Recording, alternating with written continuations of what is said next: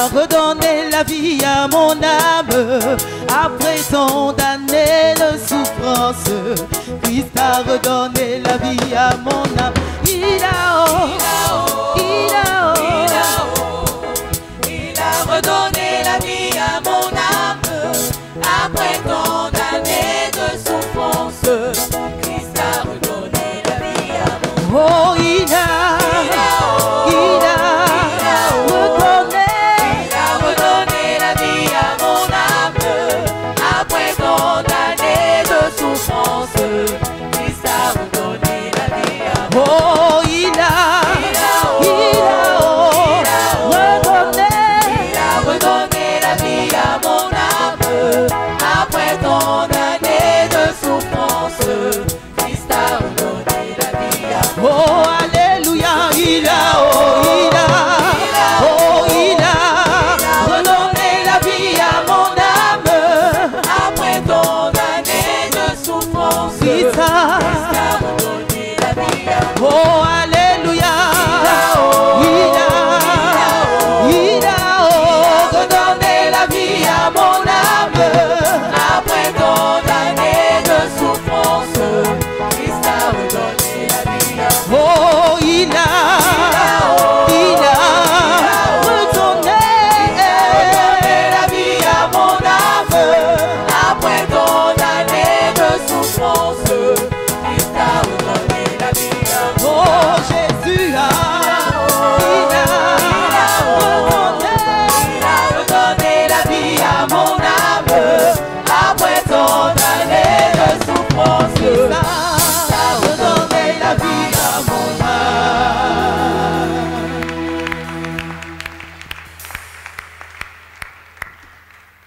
Bonsoir à tout le monde.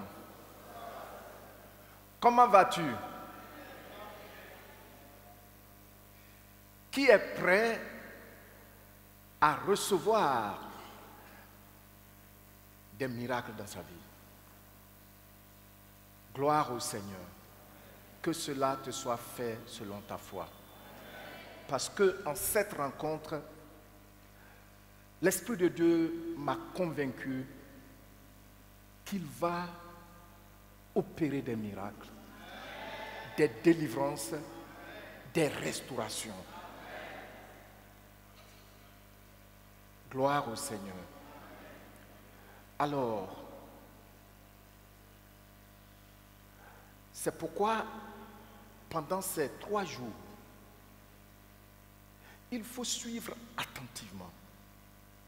Tu sais, tout serviteur de Dieu a à cœur de communiquer au peuple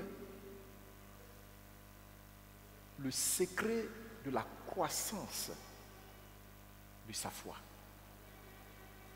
Amen. Le Seigneur Jésus pouvait dire à ses disciples: je ne vous ai rien caché de tout ce que j'ai reçu de mon Père. Ce que vous n'avez pas pu comprendre, le Saint-Esprit viendra vous expliquer ça. Ce que vous aurez oublié, ne vous en faites pas. Le Saint-Esprit viendra vous le rappeler. Donc quand on vient comme ça ensemble et que je commence à enseigner, il faut être attentif. Tu as compris? Je veux que tu reçoives ton miracle. Tu sais, j'ai reçu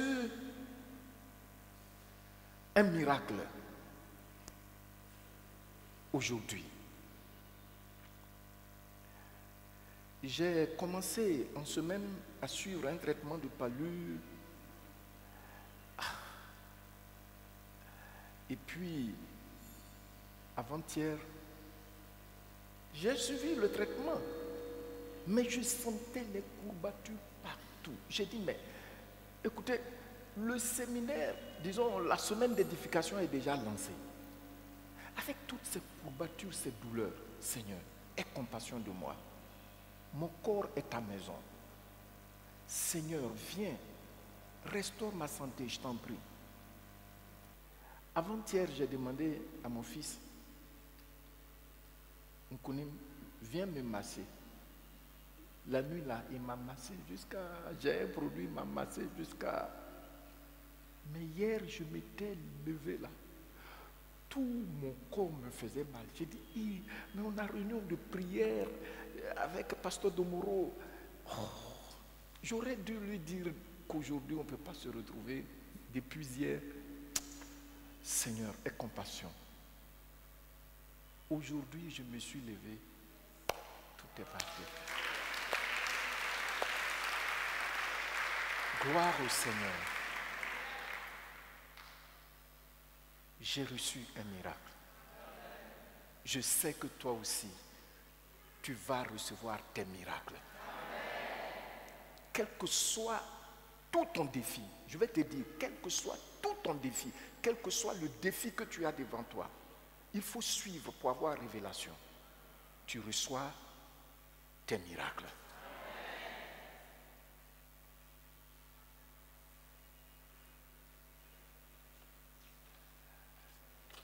Nous avons notre fiche de prière. S'il vous plaît, quand vous arrivez à la maison, il faut prendre. Et puis il faut prier par rapport à cela. Je voudrais demander à 2 personnes qui pourront aussi photocopier ça pour les personnes qui n'étaient pas là quand. Voilà. Madame Yahi et puis Madame Kamgam Mega. Voilà. Merci. Donc, vous nous photocopiez une centaine et puis les personnes qui n'en ont pas reçu, vous allez recevoir. Et puis, vous allez prendre ça pour prier. Le Saint-Esprit attend de nous ce qui est sur le cœur de Dieu, ce que Dieu est prêt à nous accorder.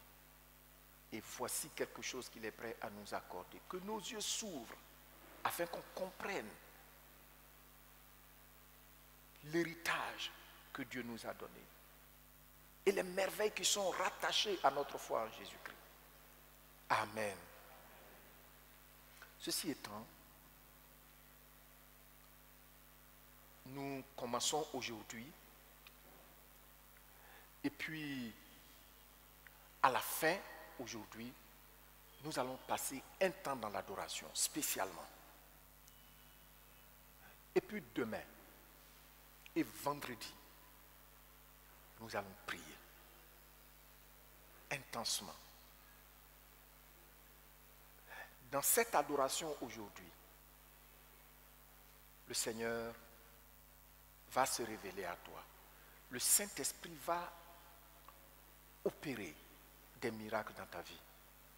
Amen. Notre thème est sauver, sauver, sauver pour servir sans crainte. Merci.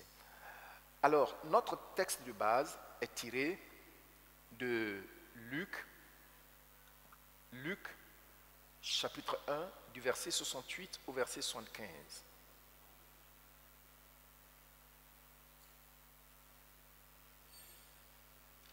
Béni soit le Seigneur, le Dieu d'Israël, de ce qu'il a visité et racheté son peuple, et nous a suscité un puissant sauveur dans la maison de David, son serviteur, comme il avait annoncé par la bouche de ses saints prophètes des temps anciens, un sauveur qui nous délivre de nos ennemis et de la main de tous ceux qui nous haïssent. C'est ainsi qu'il manifeste sa miséricorde envers nos pères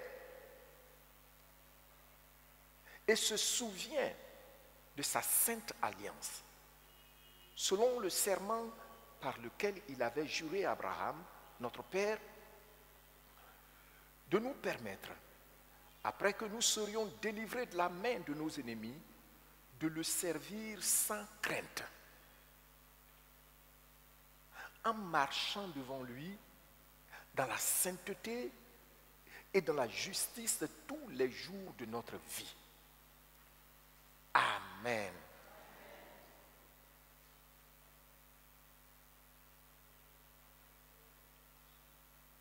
Il me semble qu'en ces temps de la fin, le diable a adopté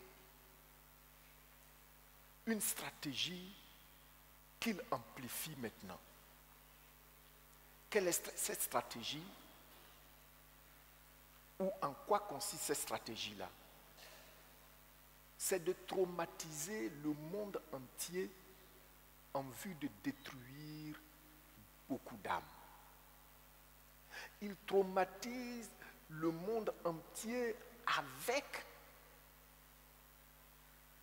la peur.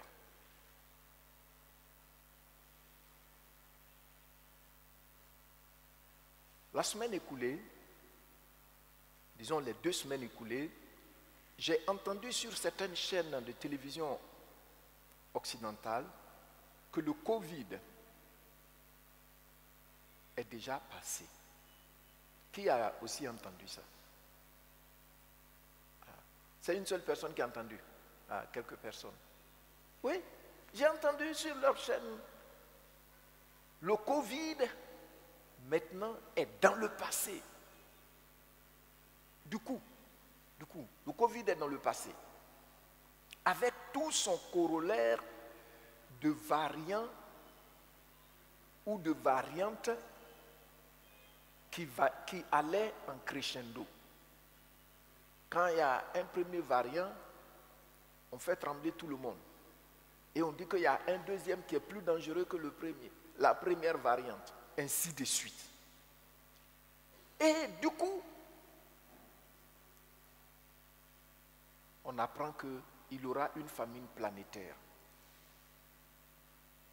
C'est-à-dire sur toute la terre, il va y avoir une grande famine parce que Russie et Ukraine sont en guerre.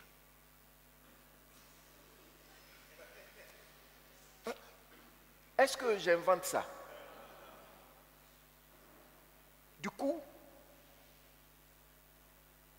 toute l'Europe pleure déjà parce que comment on va faire pour avoir gaz à un prix supportable pour...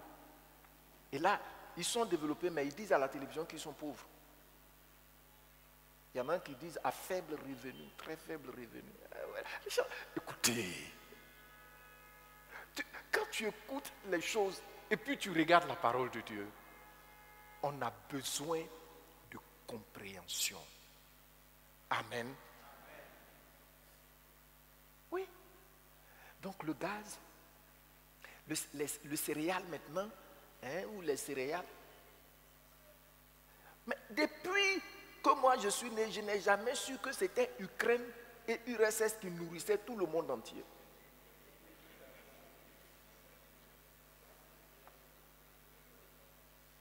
Du coup, c'est Ukraine et URSS qui nourrit tout le monde entier. L'ennemi a trouvé une stratégie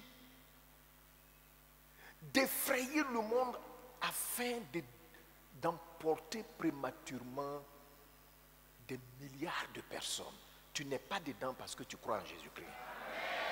Je ne suis pas dedans parce que je crois en Jésus-Christ. Dis avec moi, je ne suis pas dedans parce que je crois en Jésus-Christ. Ma famille n'est pas dedans parce que nous croyons en Jésus-Christ. Notre pays n'est pas dedans parce que nous croyons en Jésus-Christ. Amen. Tu vois, cette stratégie, elle est devenue tellement grossière que même celui qui n'est pas mature spirituellement commence à réfléchir un peu. Regardez.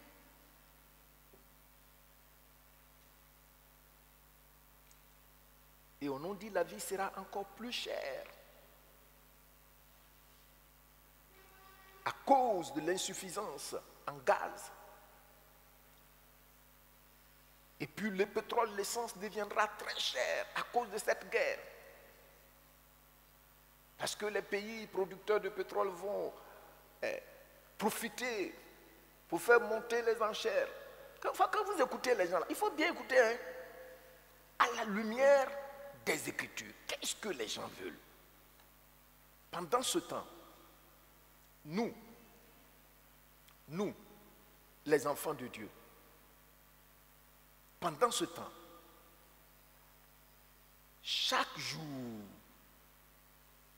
Dieu prend le soin de dire, ne crains rien, ne crains rien. Selon les érudits de la Bible, ils ont trouvé que au moins 365 fois, sous une forme directe, systématique, Dieu dit ne crains rien, au moins. Je ne parle pas des tournures qui peuvent dire aussi ne crains rien. C'est-à-dire chaque jour, Dieu dit à son peuple, ne crains rien, ne crains rien. Dis avec moi, le Seigneur a dévancé l'ennemi. Celui qui se sert de la peur. C'est-à-dire que chaque jour, on a une vitamine que le Seigneur, la même vitamine, il nous l'administre chaque jour. Ne crains rien, ne crains point, ne t'effraie point, ne t'épouvante pas, ne t'épouvante point. Bon. Voyez-vous, donc il ne faut pas penser que nous sommes dans un contexte que notre foi ignore, que le Dieu en qui nous croyons ignore. Alors, ce soir,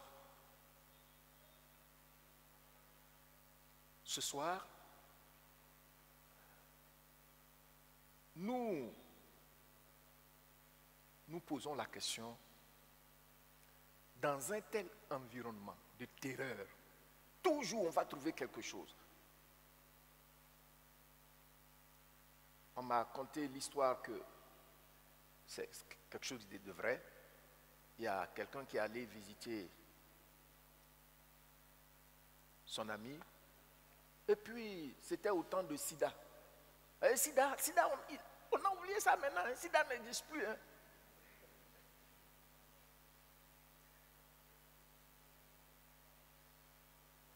Et il a toussé.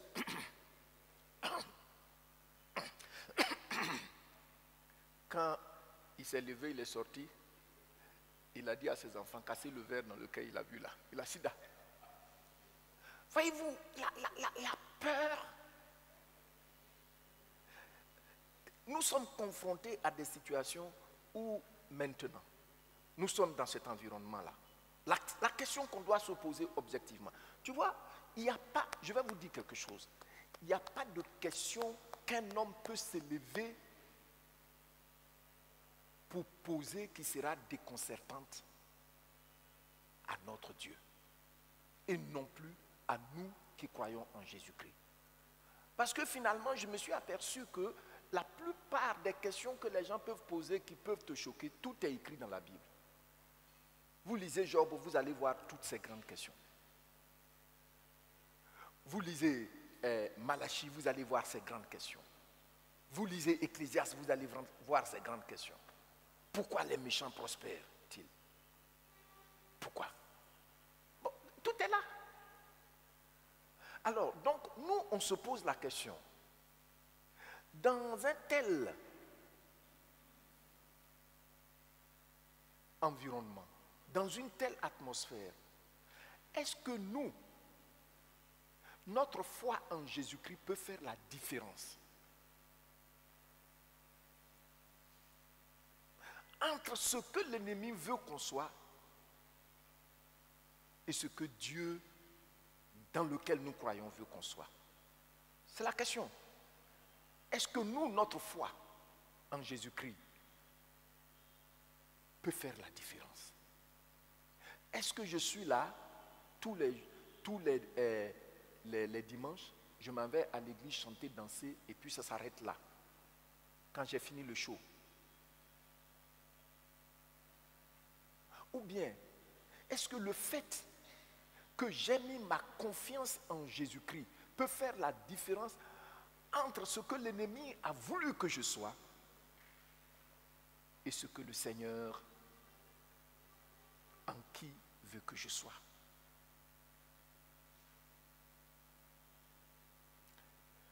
Alors, je m'empresse de répondre positivement et avec force à cette question que oui, notre foi en Jésus-Christ fait la différence.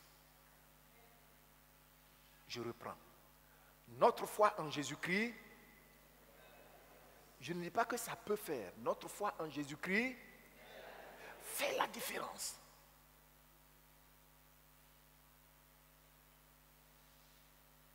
Notre foi en Jésus-Christ fait la différence.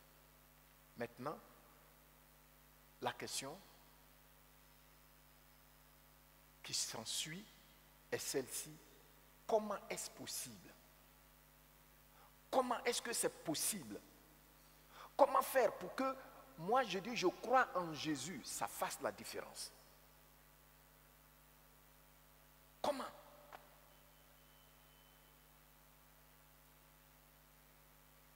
La religion ne peut pas faire la différence.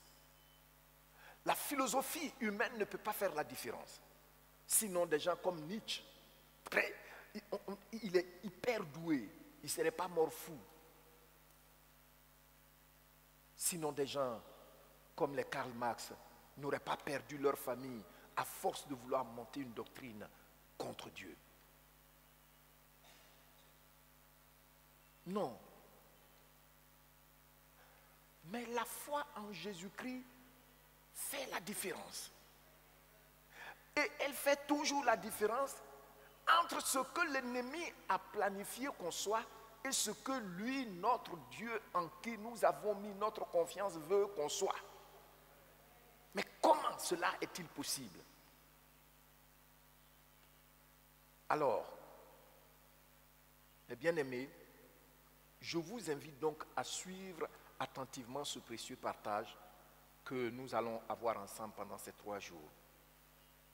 Le thème est déjà donné. Sauver pour servir sans peur. Sauver pour servir sans crainte. Je voudrais vous donner mon but. Quel est mon but? C'est déjà dit. Mon but dans ce partage est d'emmener chacun de nous à comprendre et accepter que la foi en Jésus-Christ a fait de nous participants d'un divin héritage qui nous a délivrés totalement de l'esclavage de la peur. Toi et moi, nous sommes participants d'un divin héritage qui nous a totalement délivrés de la peur. Amen. Dis avec moi, je suis participant d'un divin héritage par ma foi en Jésus-Christ. Et cet héritage m'épargne de l'esclavage de la peur. Amen. Pensez-vous que quand le Seigneur dit « N'aie point peur », pourquoi il dit ça? C'est parce qu'il y a quelque chose qui fait peur. N'allez pas me dire que croire en Jésus, c'est... Bon, je ne vais pas utiliser le terme parce que ce n'est pas bon dans ma bouche, ça ne m'édifie pas. Mais croire en Jésus-Christ, c'est refuser de réfléchir. C'est fuir la réalité. Ce n'est pas vrai. Si quelqu'un vous dit ça, c'est qu'il ne connaît pas encore ce Seigneur-là. Écoutez, laissez-moi vous poser une petite question. Celui qui a bu, il est très saoul. Et puis celui qui n'a pas bu, lequel de deux prend le pouls d'une situation? Lequel de deux prend le pouls, le vrai pouls d'une situation? Celui qui n'a pas bu, celui qui est lucide. Or non, on est lucide. Tu comprends? Je ne fume pas de la cigarette. Même la drogue, si tu présentes ça, je ne connais pas ça. L'alcool non plus. Il y a des gens qui s'amusent pour aller à table, ils disent qu'ils vont prendre un peu de vin. Il y a des études terrifiantes là-dessus. Et pourtant, je bénéficie d'une véritable joie. Je suis plus lucide que ces fous de Gadara qui peuvent se lever, tuer tout le monde, et puis on doit continuer de les acclamer. Je suis plus lucide que, ça veut dire que je prends plus le pouls de la situation qu'eux. Et pourtant, c'est à nous, celui en qui nous avons cru, dit, ne crains point, ne t'effraie point, ne t'inquiète point. C'est-à-dire, tout ça là, ça veut dire il a... Et on prend mieux le pouls. Mais bien aimé, ne vous laissez pas traiter des gens qui ne veulent pas regarder les choses en face. C'est vous qui voyez plus. Gloire à Dieu. Donc, nous allons voir comment est-ce que nous pouvons faire pour nous approprier de ce héritage, de ce divin héritage. Et comme je l'ai dit, mon but c'est ça, c'est que tu saches comment. Et que tu t'appropries de cet héritage qui est réel. Cet héritage est réel.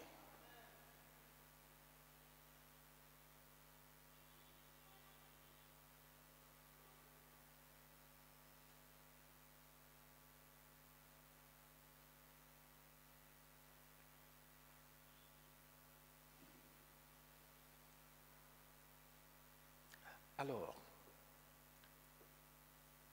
donc ce soir, pour ce soir, nous allons voir un point. Le premier secret pour que nous puissions nous approprier de l'héritage que Dieu nous a donné. Mais bien aimé, le Seigneur dit, vous connaîtrez la vérité. Et la vérité va faire quoi de vous? La vérité vous affranchira de la peur. La vérité vous rendra réellement libre. La vérité vous rendra réellement libre. C'est pourquoi ce que je vais partager avec toi dans ces 3 jours-là, tu l'as déjà entendu. Dis au Saint-Esprit, amplifie-le davantage dans mon esprit.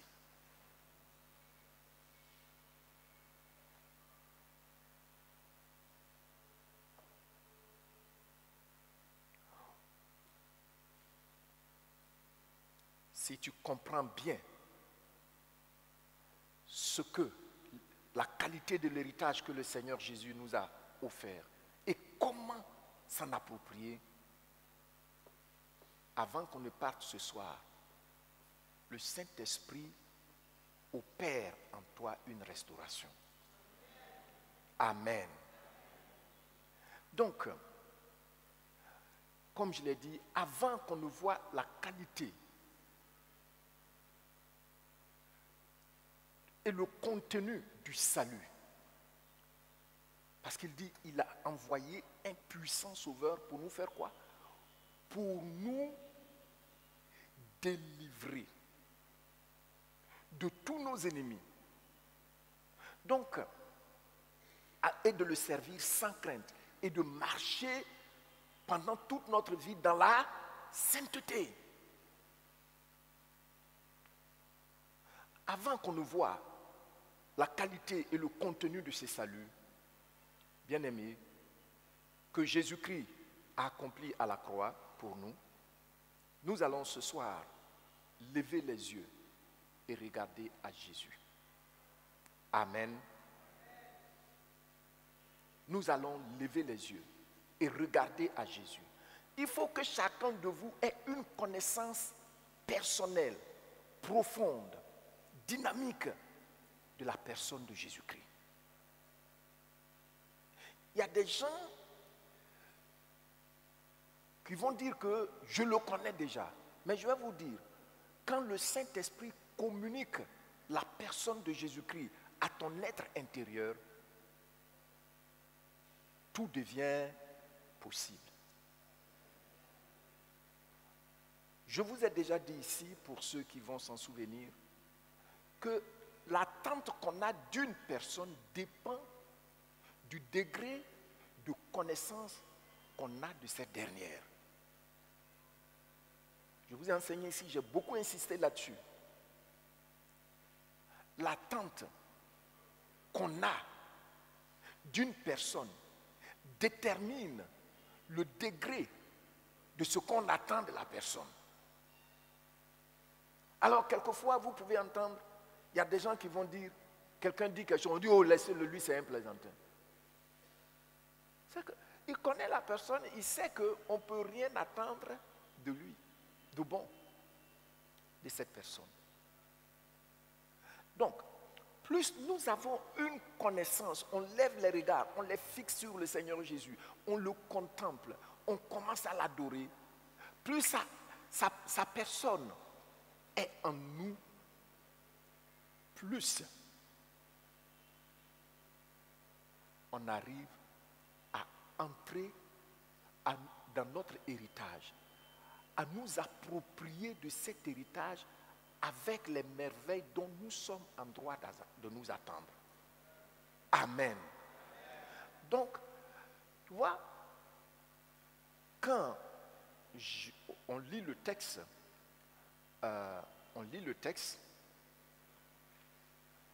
tu vas voir que il dit, il nous a suscité un puissant sauveur. En grec, soteria, qu'ils ont traduit par sauveur, confond celui, l'auteur, et ce qu'il fait. C'est étonnant quand tu regardes ça de près. Mais on va revenir là-dessus. Donc, je vous dis que il faut que nous ayons, à partir de ce soir, nos regards sur le Seigneur Jésus. Ce Seigneur que je sers là même, il est comment même? Qu'est-ce que je sais de lui? Jusqu'à quel point je peux compter sur lui?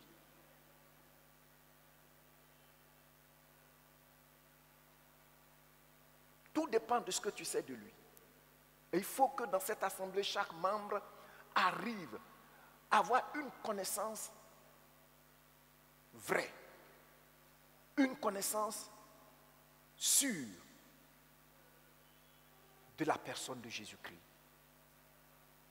Et cela va agir en toi comme ça agit en moi. Amen.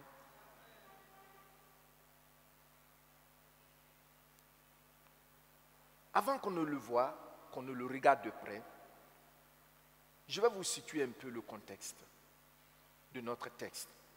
Dans sa situation générale, tout le chapitre 1, il s'agit de la présentation de Jean-Baptiste au temple, quand il était bébé.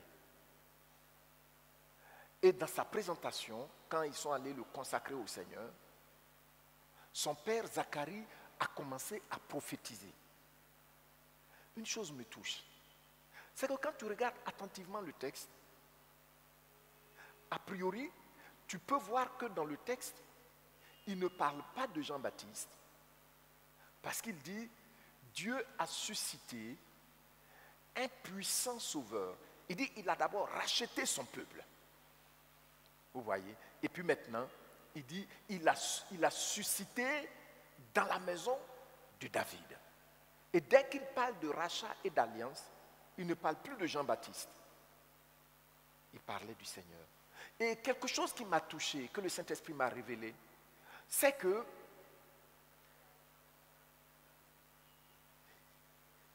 le Saint-Esprit présente le Seigneur Jésus-Christ déjà au travers de Zacharie. Et Jean-Baptiste vient lui aussi, qu'est-ce qu'il fait? Il dit, regardez, le Sauveur là, je ne suis même pas digne de m'abaisser et puis d'enlever les lacets de ses souliers. Ah. Ça concorde avec la prophétie de Zacharie. Alors, voici sa situation générale, c'est pendant la présentation de Jean-Baptiste. Regardez, donc, il le présente. Zacharie le présente, premièrement, comme un puissant sauveur. Vous voyez? le présente comme un puissant sauveur. Et puis, qu'est-ce qu'il fait encore? Je ne prends que quelques 4 points. Il dit, il nous délivre de la main de tous nos ennemis. Regardez ça et là. Il faut que l'écriture soit accomplie. Chaque fois que le Seigneur Jésus a parlé à ses disciples, quand il parle de sa mort, quand il parle de sa résurrection, il dit, il faut que l'écriture soit accomplie. Donc s'il est dit que Jésus-Christ est venu nous délivrer de la main de tous nos ennemis, il faut que cette écriture soit accomplie dans ta vie. Si l'écriture qualifie Jésus-Christ de tout puissant sauveur, il faut que l'écriture soit accomplie dans ta vie. Tu as compris, non? Oui. Il nous délivre de la main de tous nos ennemis. Il faut que l'écriture soit accomplie. Même il est ressuscité, il vient voir ses disciples. Il a dit, mais c'est ce que je vous disais quand j'étais avec vous. Il faut que l'écriture soit accomplie. Regardez, votre foi doit apprendre à dire chaque fois, il faut que l'écriture soit accomplie. S'il dit que par ses maîtres tu es guéri, même si c'est quelqu'un a été spécialement à l'école pour étudier une maladie qu'on ne peut jamais guérir. C'est lui seul qui a connu son nom et qui a répandu son nom partout. Chez toi, par ses maîtres tu es guéri. Il faut que l'écriture soit... Je ne t'entends pas. Il faut que l'écriture soit... S'il n'y a plus de blé sur la terre, parce que Ukraine et Russes sont en guerre, le Seigneur dit, tu ne m'en diras jamais ton pain. Il faut que l'écriture soit... Je ne t'entends pas.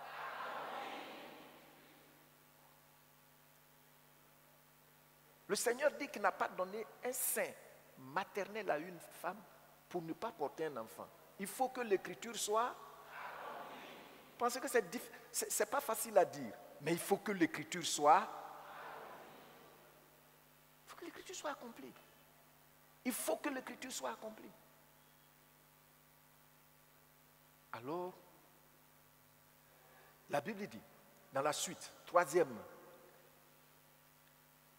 révélation que Zacharie fait du Seigneur, il nous rend capables de le servir sans crainte. Amen. Et puis quatrième révélation qu'il fait à son sujet, il nous rend capables de marcher toute notre vie dans la sainteté et dans la justice. Combien de personnes n'ont-elles pas peur de manifester honnêtement leur joie parce qu'elles se disent que je risque de retourner demain à ce que j'ai vomi? Combien de personnes? Pourtant il a dit, aucune tentation ne vous est survenue qui n'ait été humaine. Et Dieu qui est fidèle, il ne permettra pas que vous soyez tentés au-delà de vos forces. Mais avec la tentation ou dans la tentation, il vous donne la force et le moyen d'en sortir. Il faut que l'écriture soit... Il faut que l'écriture soit accomplie. C'est ce que le Saint-Esprit attend de nous. Il faut que l'écriture soit accomplie. Dans notre méditation d'hier, je partageais ce merveilleux passage que le Saint-Esprit m'a révélé dans 1 Pierre 5,10. Il dit, le Dieu de toute grâce qui vous a appelé par la foi en Jésus-Christ à sa propre gloire. Après que vous aurez souffert un peu de temps, il vous affermira, il vous fortifiera et il vous rendra inébranlable. Mais tu lis ça, la paix du Saint-Esprit envahit ton esprit. Que c'est possible que je marche dans la sainteté jusqu'à demain. Il m'en rend capable. Il faut que l'écriture soit accomplie.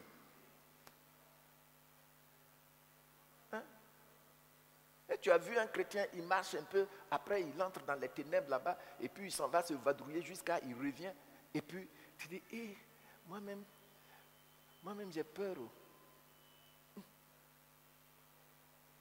Il faut que l'écriture soit accomplie. Donc voici les choses qu'il a dites, les révélations qu'il a faites au sujet de ce puissant sauveur. Un sauveur puissant. Il nous délivre de la main de nos ennemis.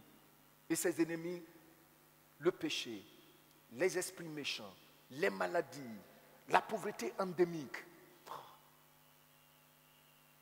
Et j'en passe. Il nous rend capables de le servir sans crainte. Il nous rend capables de marcher toute notre vie dans l'obéissance à sa parole. Il nous rend capables. Il te rend capable. N'aie plus peur. Amen.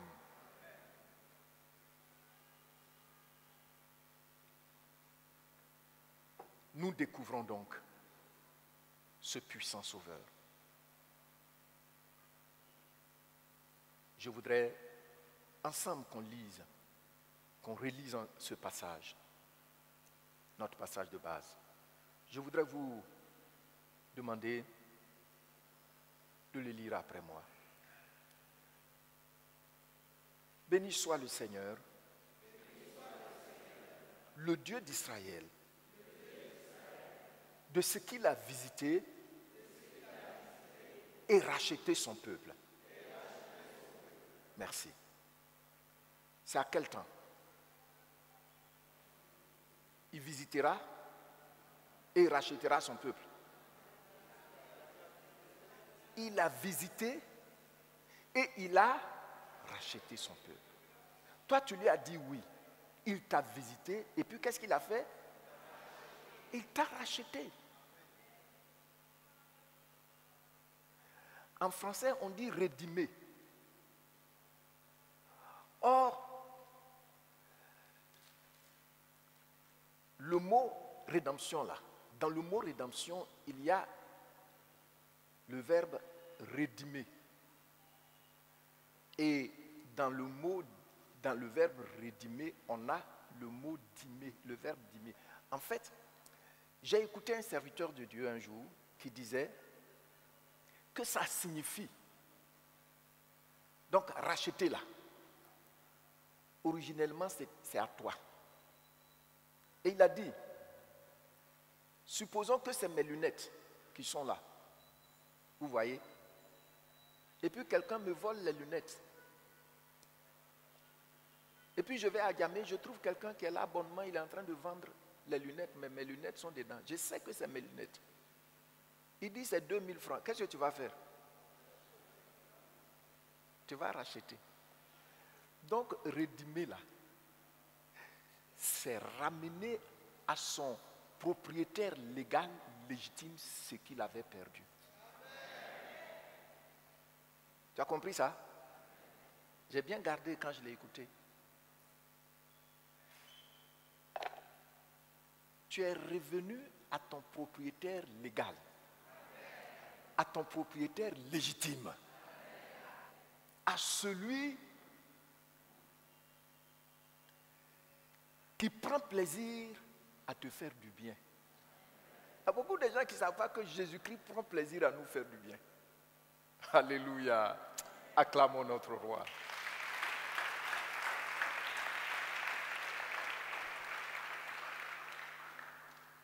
Il prend plaisir à nous faire du bien. Donc nous continuons maintenant. On reprend le verset 69. Et nous a suscité un puissant sauveur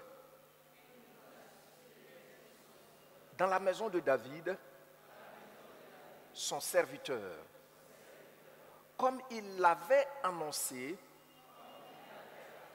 par la bouche de ses saints prophètes des temps anciens. Un sauveur qui nous délivre de nos ennemis et de la main de tous ceux qui nous haïssent. C'est ainsi qu'il manifeste sa miséricorde envers nos pères et se souvient de sa sainte alliance, selon le serment par lequel il avait juré à Abraham,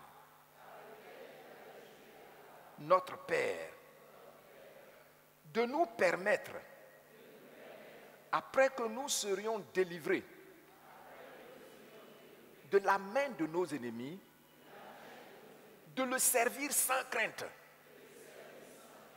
en marchant devant lui dans la sainteté et dans la justice tous les jours de notre vie. Pendant combien de temps tu vas être chrétien? Pendant combien de temps tu vas marcher dans l'obéissance à la parole de Dieu?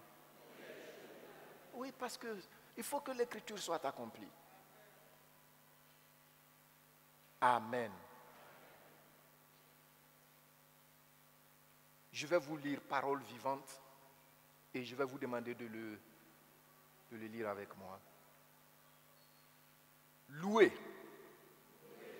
et béni soit le Seigneur, le Dieu d'Israël, car il est venu visiter et libérer son peuple. Il a fait naître pour nous,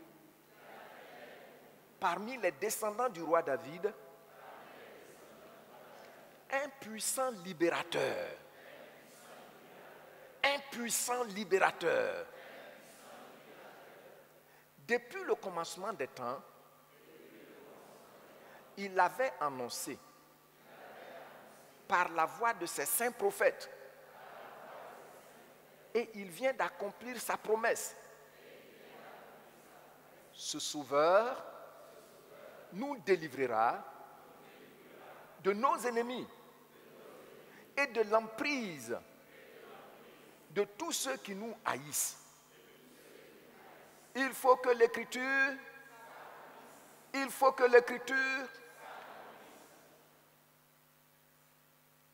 nous sommes au verset 72. Il nous a témoigné ainsi sa compassion, comme à nos ancêtres. Et il s'est souvenu de son alliance sainte, conformément à ce qu'il avait juré à Abraham, notre ancêtre, qu'après nous avoir délivrés du pouvoir de nos ennemis, il nous accorderait la grâce de le servir sans crainte et de marcher en sa présence dans la sainteté et la droiture tous les jours de nos vies. Amen.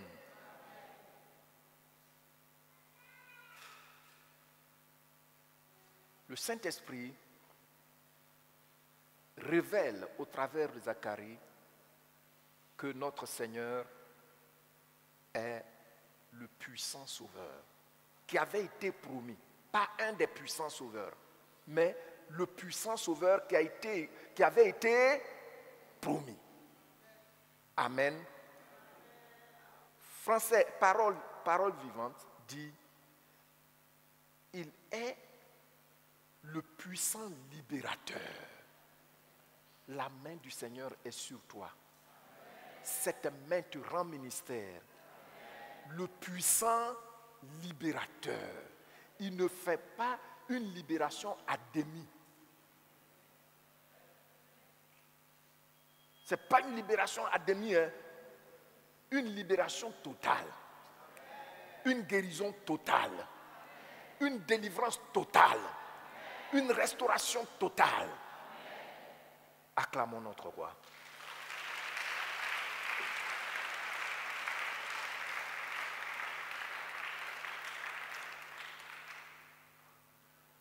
En fait, le mot sauveur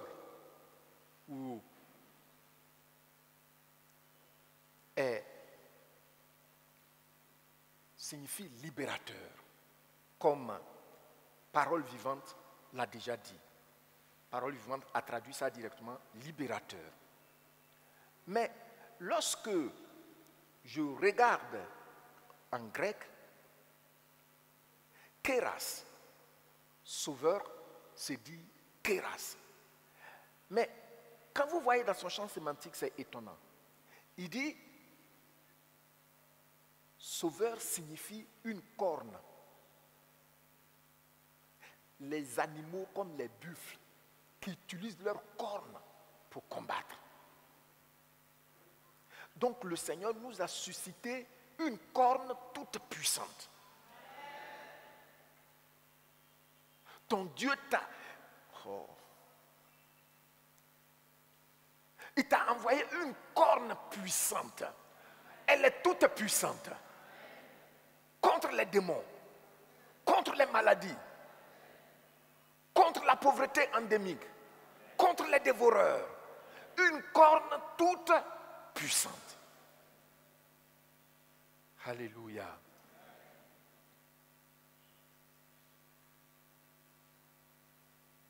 Tu vois? Et la corne, ce n'est pas seulement le peuple juif qui la voyait comme une puissance de défense, mais beaucoup de nations, beaucoup de peuples savent cela aussi. Et il dit, notre Seigneur, ici, il est identifié à une corne puissante, toute puissante, pour te délivrer.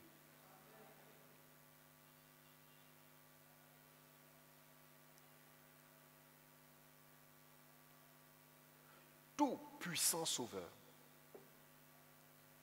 Il dit, il parle de sa puissance, de sa force, de son courage. Et là, c'est quelqu'un qui ne recule pas quand il faut te défendre.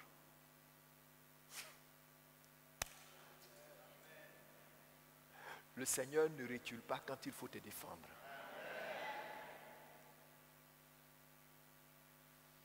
Qu'est-ce que j'ai dit?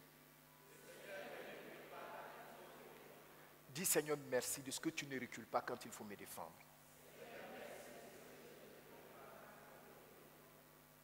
Quand il faut te défendre, il ne recule jamais. C'est ce que son ancêtre David nous dit dans 1 Samuel 17. Il dit, quand le lion venait, regardez mouton. À cause de mouton, lui, il affronte le lion, il le tue. Que dire de notre Dieu? Il ne recule jamais. Et il ne va jamais reculer. Acclame-le.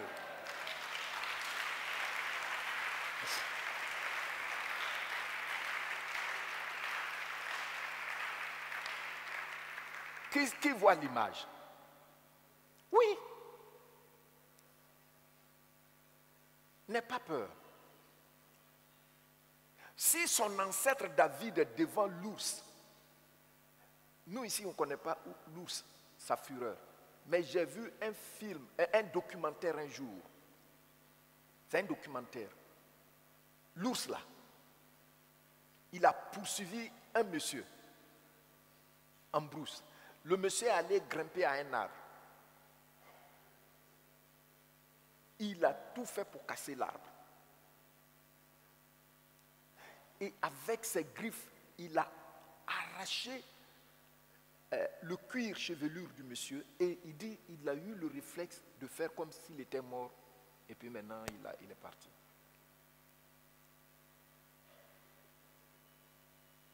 David le tuait à cause d'un mouton. Que dire à cause de toi qu'il a créé à son image?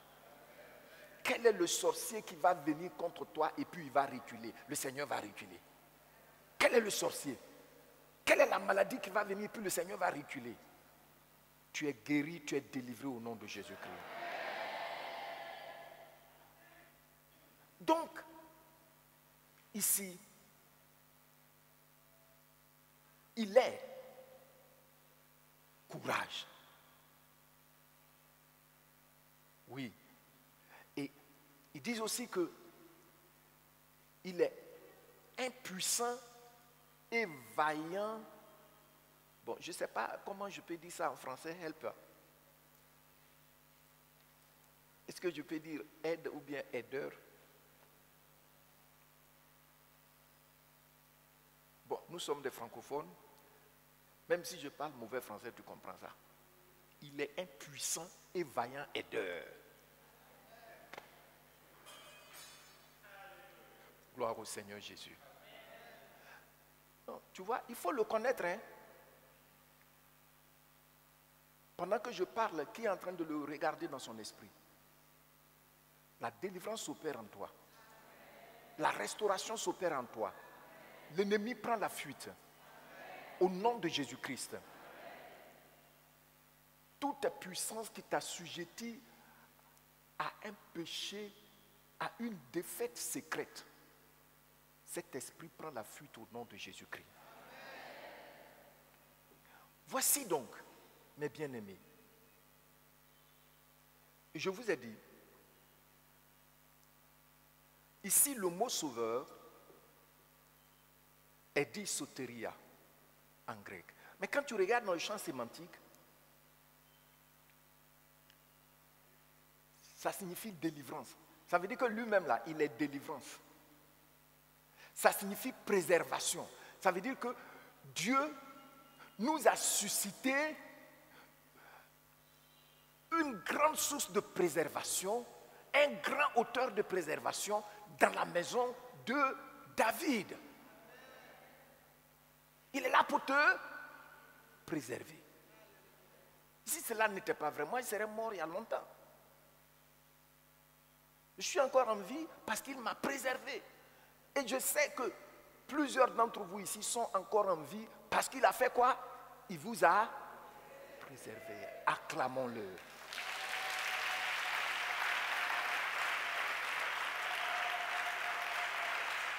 Alléluia. Merci. Oh, l'onction du Saint-Esprit est en train de descendre. Tu vois? Donc, dans un monde, dans un environnement où l'ennemi terrifie tout le monde par la peur, j'ai avec moi le préservateur. Tu entends ça? Si tu regardes à un homme, tu seras exposé, pris au dépourvu. Mais si tu le regardes comme je suis en train de te présenter selon les Écritures vont s'accomplir. Parce que le Saint-Esprit est là pour accomplir la parole qui est entrée en toi. Oui, il est là pour nous préserver.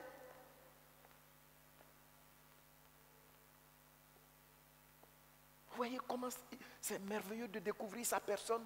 C'est pas quelqu'un, on voit image, quelqu'un a fait une image quelque part, il est beau, pourtant la Bible dit, il n'avait rien pour nous plaire. Pure contradiction. Il faut le voir au travers des Écritures, il faut que ton esprit saisisse. Alors, tu pourras le servir sans crainte. Alors, lui qui vient pour t'apporter la préservation, il t'apporte la préservation. Regardez, il dit, il dresse devant toi une table en face de tes adversaires. Tes adversaires savent que tu es là, mais ils ne peuvent rien faire parce qu'ils savent que lui, il ne recule jamais devant les adversaires. C'est lui, c'est comme ça je le vois. C'est comme ça le Saint-Esprit me donne de le voir. Et c'est comme ça nous devons le voir pour que le thème que nous sommes en train de voir puisse se manifester. Je vous dis, le Saint-Esprit attend de toi que la parole entre en toi. Cette vision est juste, c'est la vision vraie, c'est la vision authentique. Et le Saint-Esprit vient confirmer ça dans ta vie.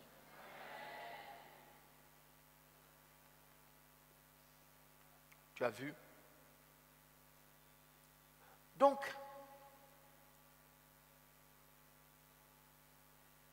il dit, quand on voit soteria ici, ça signifie aussi délivrance de la molestation de l'ennemi. Le Seigneur, Lui-même, il est délivrance et il est venu pour te délivrer de la maltraitance de tes ennemis. Qui reçoit quelque chose qui l'aide? Tu es béni au nom de Jésus-Christ. Tu vois? Maintenant, nous allons voir. Nous allons voir. Tu sais, la puissance, ce n'est pas des discours. Ça ne s'arrête pas aux paroles. Mais ça se manifeste.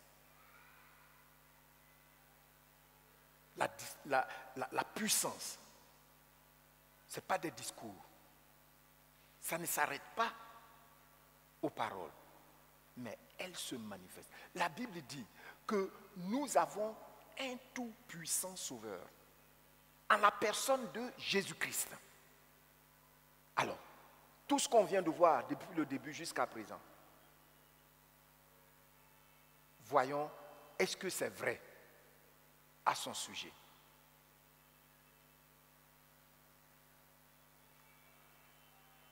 Premier cas, le fou de Gadara. Nous le trouvons dans Marc, chapitre 5, du verset 8, du verset 1 au verset 8.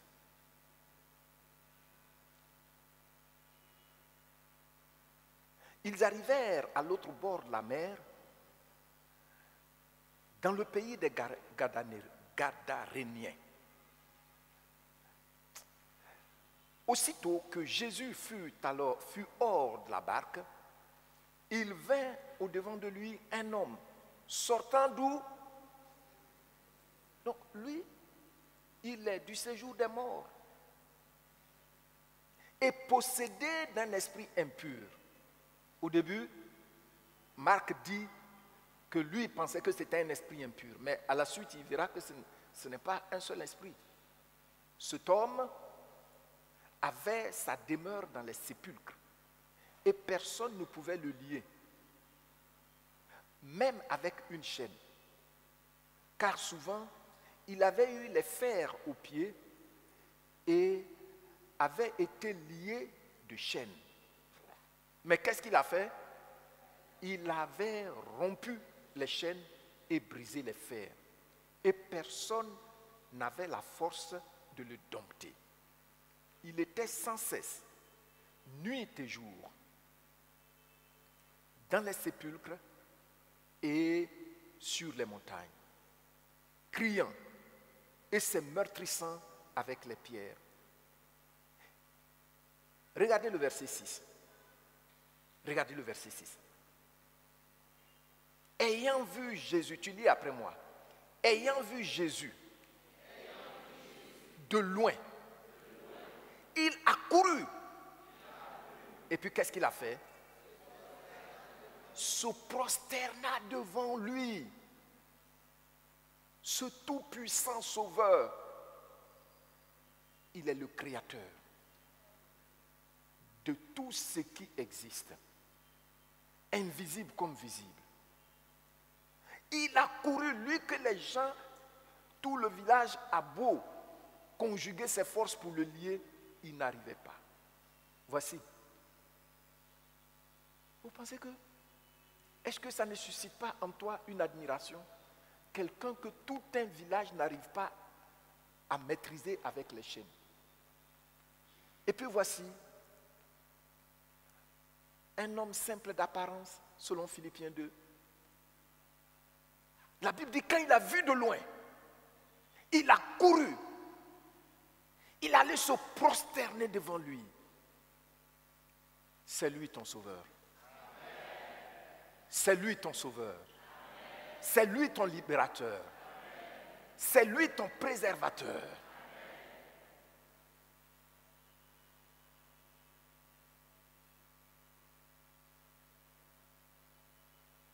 Alléluia. Prenez le temps, regardez cette scène et vous allez voir que notre Seigneur Jésus-Christ, il est vraiment ce tout-puissant libérateur, ce tout-puissant sauveur que Dieu nous a suscité. ça doit remplir tes pensées. Ça doit remplir tes sentiments. Et tu vas voir, le Saint-Esprit vient confirmer cela dans ta vie. Amen. Et puis il est venu se prosterner devant le Seigneur. Nous continuons la lecture au verset 7. Et s'écria d'une voix forte. Vous lisez après moi. Et s'écria d'une voix forte. Qu'y a-t-il entre moi et toi? Jésus, Fils du Dieu très haut. Je m'arrête là d'abord. Regardez bien les faits. Hein? Parce que quand le Saint-Esprit ouvre tes yeux, souvent, tu es émerveillé. Les pharisiens savaient que notre Sauveur s'appelait Jésus. Mais ils ne savaient pas qu'il est le Christ. Donc même s'il l'appelait Jésus, c'est simple Jésus. Comme Jésus, c'est un nom commun partout. C'est le Christ qui fait la différence. Qui est venu une fois souffler le nom de notre tout-puissant Sauveur à ce fou-là? Est-ce que quelqu'un est venu une fois lui dire ça? Quelqu'un est-il une fois venu dire au fou qu'un jour, si quelqu'un passe ici avec des disciples, c'est lui, il s'appelle Jésus-Christ. Est-ce que quelqu'un lui a dit ça?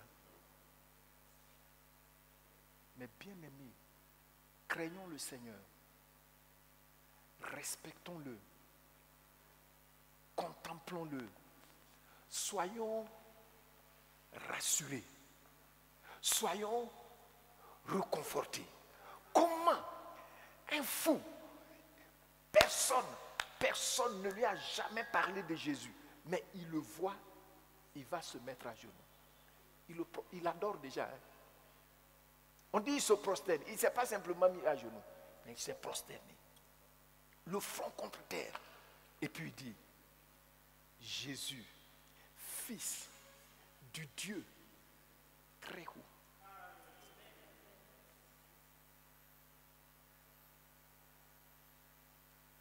Tu dois croire que Jésus dit. Tu dois croire en ce que Jésus dit qu'il est.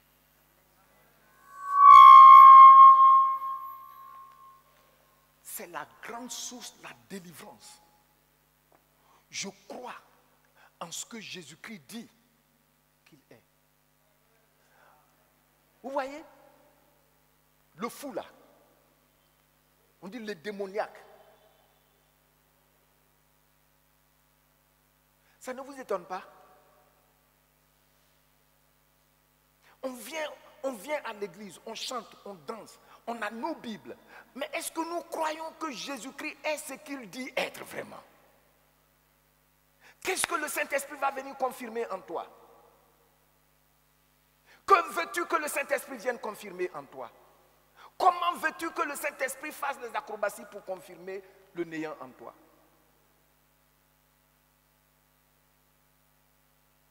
Pour bénéficier de l'héritage que Jésus-Christ nous a déjà donné à la croix. Parce qu'il a dit tout est accompli. Il faut croire profondément en ce qu'il dit qu'il est. Les démons le confessent déjà. Il est Fils du Dieu très haut. Il sait même qu'il y a des démons qui vivent dans les airs.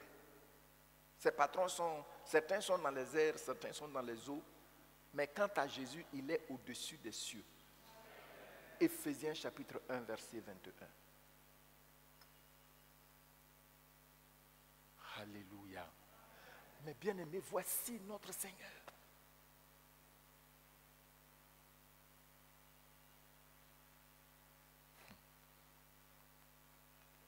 Et puis la Bible dit, il était même en train de supplier le Seigneur. Je t'en conjure au nom de Dieu, ne me tourmente pas. Vous connaissez la suite. Jésus lui a dit simplement, sors de cet homme. Et puis il est sorti. Tout le village a couru, ils sont venus. Le monsieur était assis, bien habillé, dans son bon sens aux pieds du Seigneur. Voici notre tout-puissant Sauveur. Voici le tout-puissant propriétaire de l'Église. Est-ce que tu crois en ce qu'il dit être, qu'il l'est vraiment? Regardez ici, il n'a jamais entendu Jésus enseigner. Et pourtant, écoutez, dans la foi chrétienne, tout repose sur une personne. Tu ne peux pas bénéficier, tu ne peux pas être épanoui dans ta foi chrétienne si tu ne sais pas ça. Ça ne repose pas sur le pasteur ou vos prophètes des nations. Je suis désolé, mais c'est comme ça. Tout repose sur une personne. Je dis quoi? Tout repose sur une personne. Ça ne repose pas sur votre bishop ou votre archbishop ou votre éminence. Non! Tout repose sur la personne de ce tout-puissant Sauveur, Jésus-Christ de Nazareth. Donc il faut que tu comprennes ça pour bénéficier de l'héritage qu'il a acquis pour nous.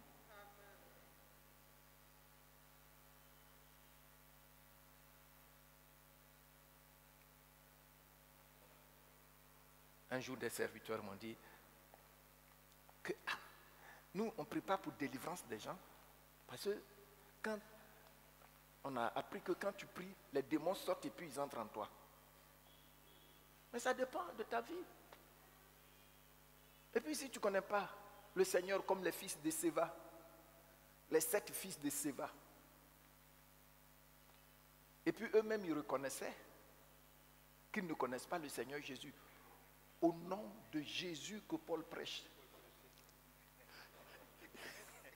Je vais parler comme nous les Ivoiriens. Ils ont voulu coco. Ils ont voulu coco. Il n'y a pas coco dans ça. Hein. Il faut le connaître. Il faut qu'il soit là comme il dit qu'il est. C'est comme ça que tu le vois. Il faut que cette église comprenne ça. Alors ils ont voulu coco. Et le démon s'est bien redressé. Il était tellement énervé. Je ne sais même pas comment il a fait pour se maîtriser, pour poser la question. Et puis il s'est bien maîtrisé là. Il a dit, Paul, je connais. Il faut voir les tournures de la phrase. Il dit, Paul, je connais. Il a balbutié même le nom du Seigneur. Je connais. Mais vous, qui êtes-vous? Dans le règne de l'esprit, vous n'avez aucune position. Or, dans le règne de l'esprit, seul notre Seigneur occupe toute la position. Amen. Vous n'avez aucune position. Et puis vous voulez, la Bible dit, il s'est jeté sur eux. Il dit même Paul là, il est positionné en lui. Je sais. Et vous? Dès qu'on parle, il y a des gens même pour prier dans leur intimité, souvent, ils sont fâchés, ils ne veulent pas prier. Parce que le sorcier, là, il est trop puissant. Ah! Et celui qui est descendu des cieux pour te préserver, il est venu pour ça. Il n'est pas venu pour t'escroquer. Il est venu pour te préserver. Oh! Dis avec moi, oh! Si, fou de Gadara. Il montre que Jésus-Christ est le tout-puissant sauveur que Dieu a suscité au monde entier. Et ce n'est pas tout. Le tourbillon. Dans Luc 8, du verset 22 au verset 25, vous connaissez déjà cela aussi. La Bible dit, ils étaient en train de traverser le lac de Génézareth. Oh, ils ont utilisé un terme dans le verset 23. Nous sommes dans Luc 8. Il dit, pendant qu'ils naviguaient, Jésus s'endormit. Un tourbillon fondit sur le lac. Vous voyez le terme qu'ils ont utilisé? C'est un terme fort. C'est un terme de guerre. fondit sur le lac. Mais c'était pour prouver que notre Seigneur est le tout-puissant Sauveur. Si tu es sur une eau, au nom de Jésus-Christ, sois délivré. J'ordonne à tout tourbillon qui s'est fondu sur toi, de se retirer maintenant au nom de Jésus-Christ. Lorsque il y a eu la situation, le texte nous dit que les disciples étaient paniqués. Ils ont réveillé Jésus. Mais nous périssons et puis toi tu dors. Il s'est levé. Il a dit, silence! Il faut le propriétaire de la création invisible et visible pour faire ça. Et quand il a dit silence, qu'est-ce qui s'est passé? Le tourbillon s'est prosterné. Souhait. Maintenant, tu vois les disciples, ils vont commencer à s'émerveiller.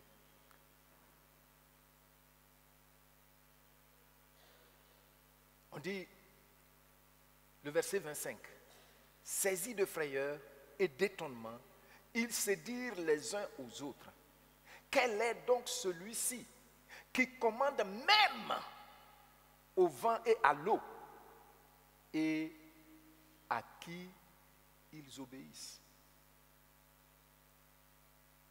C'est le tout-puissant Sauveur.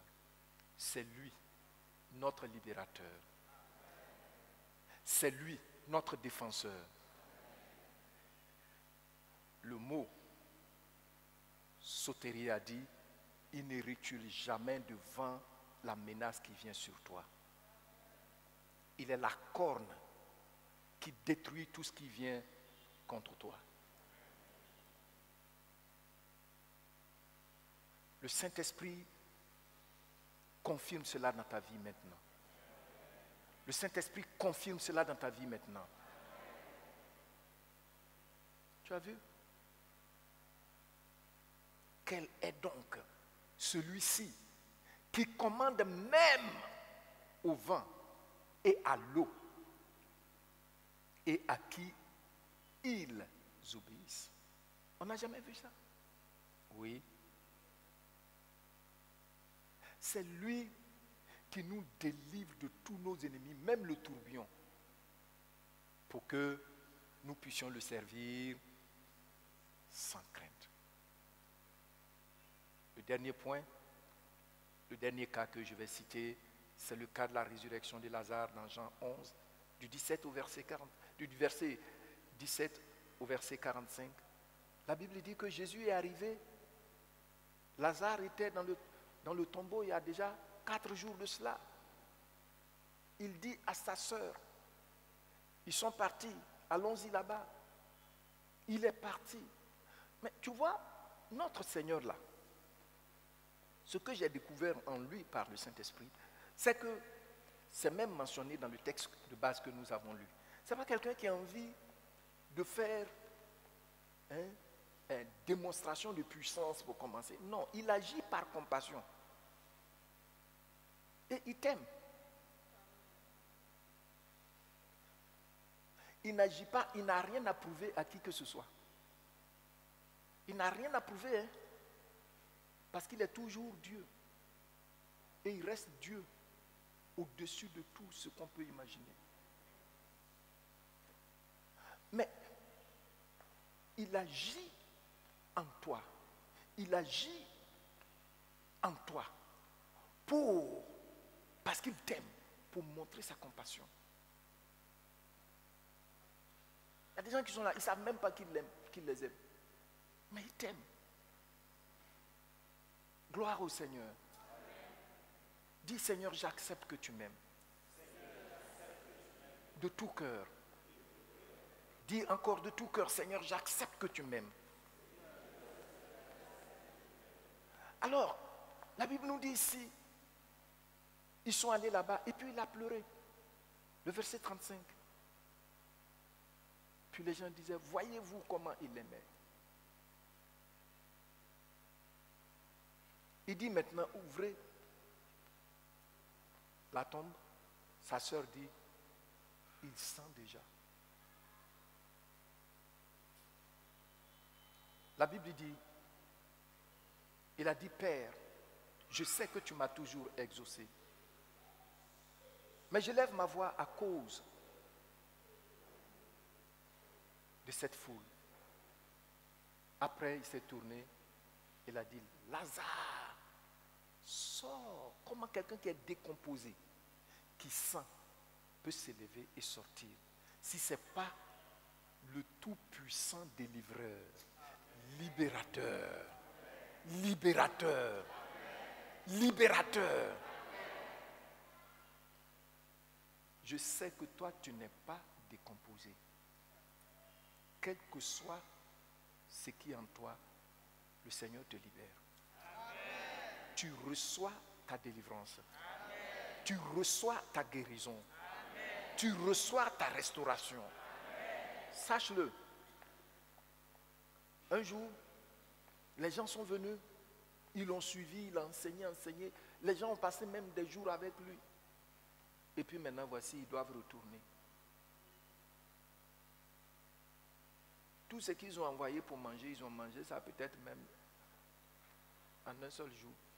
Il a dit, mais regardez ces gens-là. Si on les laisse partir comme ça, certains risquent de tomber en chemin. Mais vraiment, notre Dieu là, quelques pains, quelques morceaux de pain, il a multiplié ça. C'est toi qui vas laisser mourir de faim. Regarde comment nous raisonnons.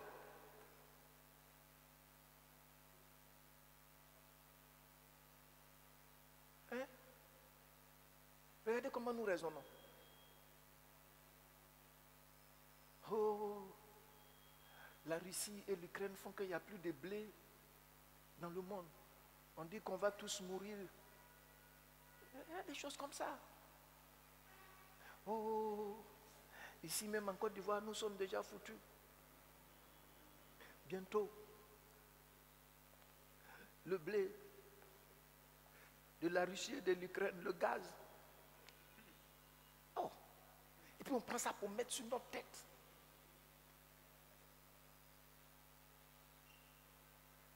Et j'ai appris qu'il y a une nouvelle maladie qui est venue là. Et nous-mêmes, on va mourir. Oh. Pendant que toi, ton puissant libérateur là, il dit à quelqu'un qui est décomposé, reviens à la vie. Et puis il sort. C'est toi qui ne peux pas guérir.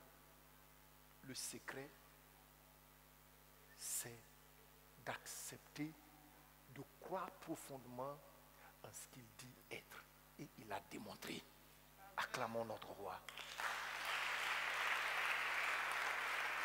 Tu vois? Alléluia. Gloire au Seigneur. Aujourd'hui, on veut les techniques. On veut les techniques. J'avais prié pour la délivrance d'un jeune ici, une fois.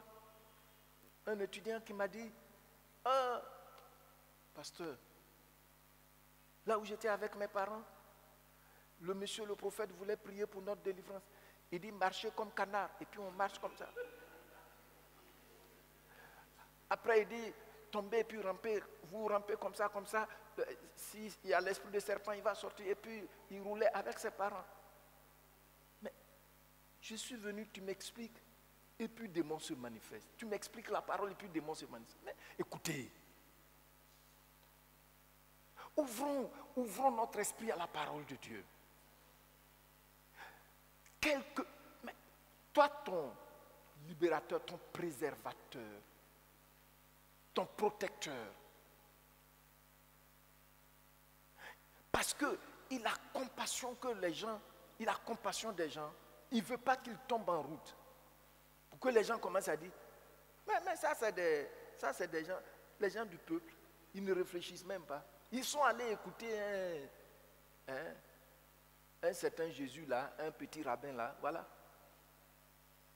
Ils vont dire même des choses qu'on ne peut pas imaginer. Alors maintenant, vous êtes tombés là-bas. Non, il les aime. Il a multiplié le pain. Vous pensez, honnêtement parlant, tu penses que ton salaire suffit pour te faire manger correctement? Regardez, quelquefois même, quand le bébé commence à marcher là, nous on a su ça. Quand il commence à marcher là, il mange plus que tout le monde dans la maison.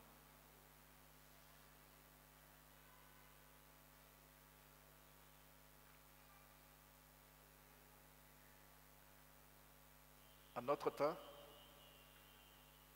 mon fils aîné, il s'élève en pleine nuit et puis il monte sur nous dans le lit, tout ça là. Il y a au Vigo de l'eau glacée. Il y a au Vigo de l'eau glacée. Et quand sa petite sœur est née, elle dans la nuit, elle s'élève. Je veux à quelque chose, il y a au Vigo de l'eau glacée. Ce qui fait que tout le temps, à quelqu'un est là. Elle cite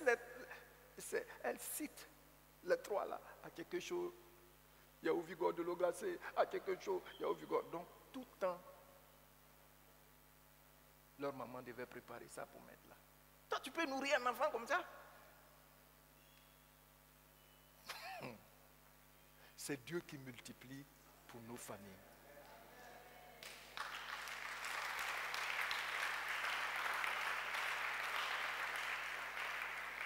Gloire au Seigneur. C'est lui qui multiplie. C'est-à-dire que tout ce qu'il a fait dans le passé là, il le fait aussi dans nos vies. C'est par manque de discernement qu'on ne connaît pas ça. On ne voit pas ça. Hein? Gloire au Seigneur. Mes bien-aimés, je vais terminer en vous disant ce soir que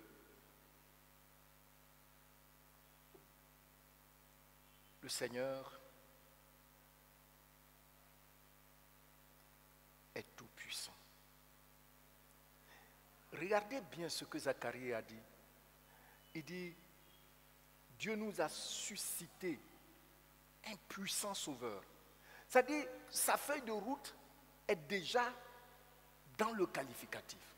Il n'est pas venu pour t'emmerder. Il est venu pour te défendre. Il est venu pour te protéger. Il est venu pour te préserver. Amen. Maintenant, dans la profondeur de ta conscience, comment le considères-tu? Es-tu intimement et profondément convaincu qu'il est effectivement ce qu'il dit être? Le perçois-tu comme Zacharie a commencé à prophétiser en le voyant en esprit?